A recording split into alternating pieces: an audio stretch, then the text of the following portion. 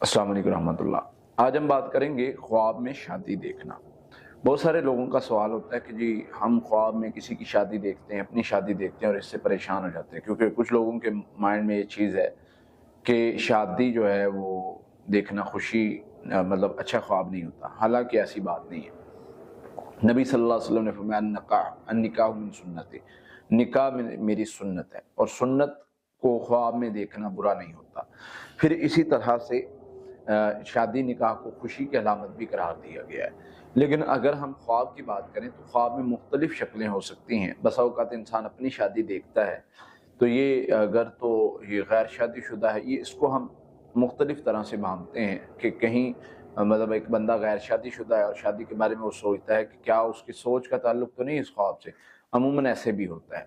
फिर दूसरा ये होता है कि बसा औक़ात अगर इंसान ख्वाब में यानी इस तरह का मामला देखता है कि उसकी शादी हो रही है या उसकी शादी किसी से हो रही है, तो ये खुशी मिलने की अलामत भी हो सकती है।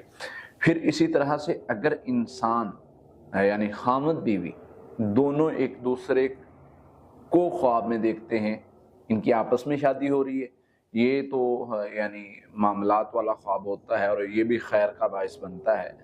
लेकिन अगर देखते हैं कि हस्बैंड की दूसरी शादी हो रही है और हस्बैंड देखता है कि बीवी की दूसरी शादी हो रही है, तो इससे भी परेशान होने की ज़रूरत नहीं। इसकी भी दो शक्लें हैं। एक तो बसा औक़ात अगर इंसान बदगुमान रहता है, ज़्यादा बदगुमान से मुराद के शक करता है, बीवी अपने हस्बैंड पे शक करती रहती है, हस्बैंड अपनी बीवी पे शक करता रहता है, तो ये उसकी वजह से शैतान जो है उस बंदे को ख्वाब में आके उस तरफ यानी लगा के डिट्रैक्ट करता है कि देखो तुम्हारी बीवी की शादी हो रही है और उसको और उस शक में मुब्तला करने की कोशिश करता है। तो ये शैतानी ख्वाब भी हो सकता है। और बसा औक़ात अगर बीवी खामद की शादी देखती है, हालांकि उसके दिल में शक नहीं है, कोई ऐसा मामला नहीं है, तो फिर ये ख्वाब रिज़्क़ मिलने की अलामत भी हो सकता है। अल्लाह ताला रिज़्क़ में इजाफ़ा फरमाएंगे, क्योंकि नबी सल्लल्लाहु अलैहि वसल्लम ने सहाबी को कहा था शादी कर लो तुम्हारे रिज़्क़ में इजाफ़ा होगा।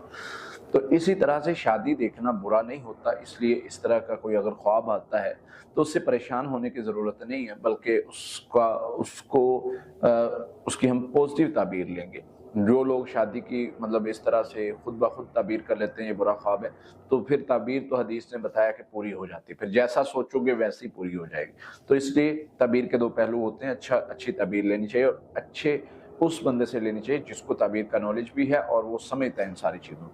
अल्लाह ताला हमें जो है वो खैर हासिल करने की तौफीक अता फरमाए।